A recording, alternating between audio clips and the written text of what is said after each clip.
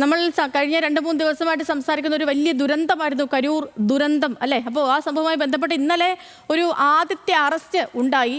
ഇന്നും കൂടുതൽ അറസ്റ്റിനുള്ള സാധ്യതകൾ പറയുന്നുണ്ട്. TVK general secretary, joint secretary എന്നിവരെയൊക്കെ ഉടൻ അറസ്റ്റ് ചെയ്തേക്കുമെന്നാണ് വിവരം. അറസ്റ്റിലായ TVK ജില്ലാ സെക്രട്ടറി മതിയഴകനെ ഇന്ന് കോടതിയിൽ ഹാജരാക്കുന്നുമുണ്ട്. AICC ജനറൽ സെക്രട്ടറി KC വേണുഗോപാലിന്റെ അധ്യക്ഷതയിലുള്ള സംഘവും അതേപോലെ NDA സംഘവും ഒക്കെ ഇന്ന് കരൂരിലേക്ക് എത്തും. ദുരന്തത്തിന് പിന്നാലെ പൊതുപരിപാടികൾക്ക് നിയമാവലി തയ്യാറാക്കാനാണ് തമിഴ്നാട് സർക്കാർ നീക്കം നടത്തുന്നത്. ഇന്നലെ ഈ സംഭവവുമായി ബന്ധപ്പെട്ടുള്ള പോലീസ് FIR ഒക്കെ പുറത്തു വന്നിരുന്നു. അതുമൊക്കെ നമ്മൾ വളരെ വിശദമായി തന്നെ സംസാരിച്ചതാണ്, ചർച്ച ചെയ്തതാണ്. അപ്പോൾ ഇന്ന് എന്തൊക്കെയാണ് ഈ വിഷയവുമായി ബന്ധപ്പെട്ട് നടക്കാൻ പോകുന്നത് എന്ന് അഖില രവീന്ദ്രൻ പറഞ്ഞു തരും. അഖില, ഗുഡ് മോർണിംഗ്. ഈ കരൂർ ദുരന്തവുമായി ബന്ധപ്പെട്ട് ഇപ്പോൾ പറഞ്ഞതുപോലെ തന്നെ തമിഴ്നാട് സർക്കാർ നിയമാവലിക്ക് നീക്കം നടത്തുന്നു എന്നുള്ളത് ഒന്ന്.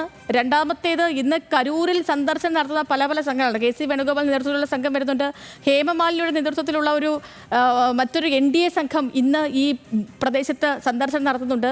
കരൂരിലേക്ക് എത്താൻ നിയമ പോരാട്ടത്തിന് ഒരുങ്ങിയിട്ടുണ്ട് വിജയ്. അപ്പോൾ അങ്ങനെ കുറേ കാര്യങ്ങൾ അവിടെ നടക്കുന്നുണ്ട്. അതിനൊക്കെയും പുറമെയാണ് കൂടുതൽ നേതാക്കളെ, TVKയുടെ ഒരു നേതാവിനെ കഴിഞ്ഞ ദിവസം അറസ്റ്റ് ചെയ്തിരുന്നു. ഇന്നിപ്പോൾ കൂടുതൽ നേതാക്കൾ അറസ്റ്റിലാകാനുള്ള സാധ്യതകൾ പറയുന്നു. അപ്പോൾ മൊത്തത്തിൽ കരൂരിൽ ഇന്ന് എന്തൊക്കെയാകും നടക്കാൻ പോകുന്നത് ഈ വിഷയവുമായി ബന്ധപ്പെട്ട്?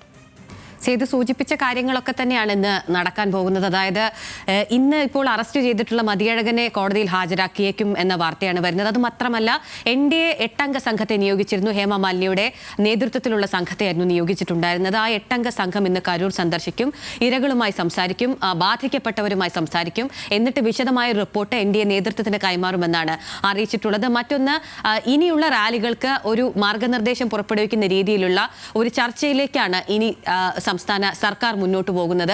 അത് എല്ലാ കക്ഷികളെയും കൂട്ടിച്ചേർത്തുള്ള ഒരു ചർച്ചയായിരിക്കും. ആ ചർച്ചയ്ക്ക് ശേഷം ഒരു അന്തിമ തീരുമാനം ഉണ്ടാവും. അത് രാഷ്ട്രീയ കക്ഷികളെ കൃത്യമായി അറിയിക്കും. ആ മാനദണ്ഡങ്ങൾക്കനുസരിച്ച് മാത്രമേ പൊതുപരിപാടികൾ നടത്താവൂ എന്നത് ആണ് ഇനി അറിയിക്കുക. സ്റ്റാലിൻ മുൻപ് തന്നെ പറഞ്ഞിട്ടുണ്ടായിരുന്നു, ഇങ്ങനൊരു സംഭവം ഇനി ആവർത്തിക്കാൻ പാടില്ല, അതിനുള്ള മുന്നൊരുക്കങ്ങൾ ഉണ്ടാകണം എന്ന കാര്യം. അദ്ദേഹം മറ്റൊരു കാര്യം കൂടി പറഞ്ഞിരുന്നു, സമൂഹ മാധ്യമങ്ങൾ വഴി വിദ്വേഷ പ്രചാരണം നടത്തരുത് എന്നത്.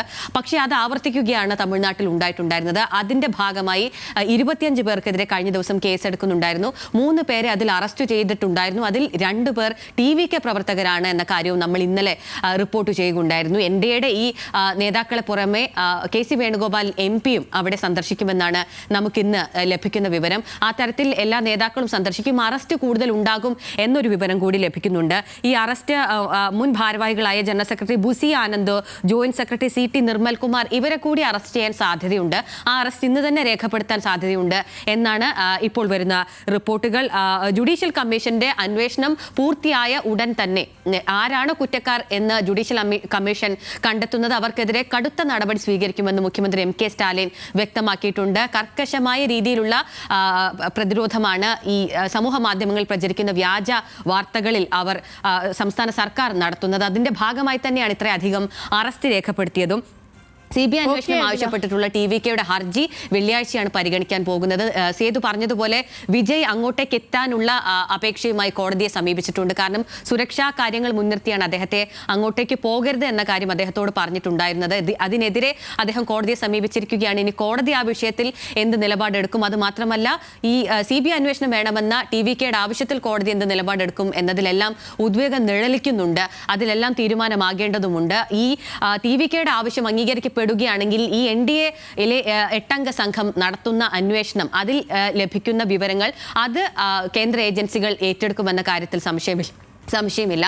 അപ്പോൾ ആ കാര്യങ്ങൾ കൂടി കലങ്ങി മറിഞ്ഞു വരാനുള്ള സാധ്യതയുമുണ്ട്. എന്തായാലും 8-അംഗ സംഘം നമുക്ക് നോക്കാം എന്തൊക്കെയാണ് ഇതുമായി ബന്ധപ്പെട്ട് നടക്കാൻ പോകുന്നത് എന്നുള്ള കാര്യവും ഒക്കെ. അപ്പൊ കരൂർ ദുരന്തവുമായി ബന്ധപ്പെട്ടുള്ള സംഭവങ്ങളാണ്. പല രീതിയിലുള്ള അന്വേഷണങ്ങൾ നടക്കുന്നു, പല സംഘങ്ങൾ അവിടേക്ക് എത്തുന്നു. ഒപ്പം തന്നെ വിജയ് കരൂരിൽ എത്താനുള്ള സാധ്യത തേടുന്നു. കഴിഞ്ഞ ദിവസമൊക്കെ പോലീസ് അനുമതി നൽകിയിരുന്നില്ല. അതിനെതിരെയാണ് ഇപ്പോൾ നിയമ പോരാട്ടം ആരംഭിച്ചിരിക്കുന്നത്.